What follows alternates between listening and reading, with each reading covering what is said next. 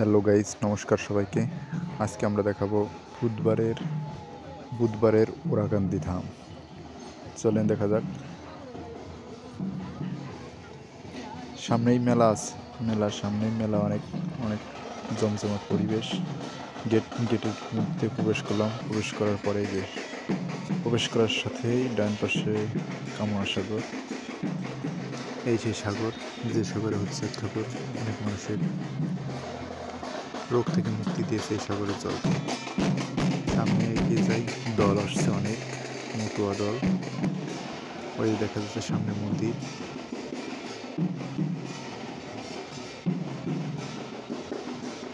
এইটা হচ্ছে হরিবল মন্দির।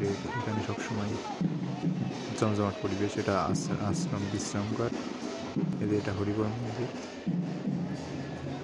আর এই যে এটা হচ্ছে হরিচাঁদ ঠাকুরের আশ্রম। এখানে অনেক অনেক লোকের ভিড় সময় থাকে। এখানে পূজা দিতে হলে মানুষকে একটু ধৈর্য ধরতে হয়। এখানে সবাই ভক্তি ভরে আশীর্বাদ করে। এটা হরিচাঁদ ঠাকুর। দেখুন, এর ভিতরে হরিচাঁদ ঠাকুরের সমস্ত মূর্তি আছে। এটা হরিচাঁদ ঠাকুরের মূর্তি দেখা হয়ে গেল। এখন ওই দিকটা ঘুরে দেখানো যাক। এটা হচ্ছে হরিবল মন্দির। এখানে সবসময় জমজমাট পরিবেশ থাকে, সবসময় হরিগান করা হয়। এই জায়গাটায় লোকজন আসে দূর দূরান্ত থেকে। তারপর সামনে থেকে এটা আছে জয়গুরু মন্দির। হরিবল দল আসছে, খুব জমজমাট পরিবেশ।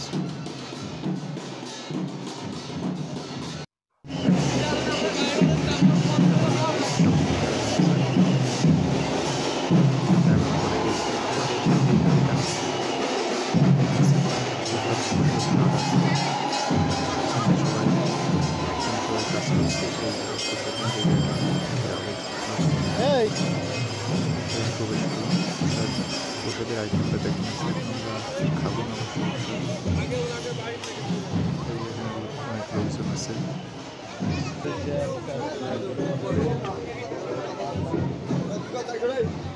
রান্না বান্না করছে, অনেক লোক, ভাড়া লোকজন সবসময় কাজে লাগে।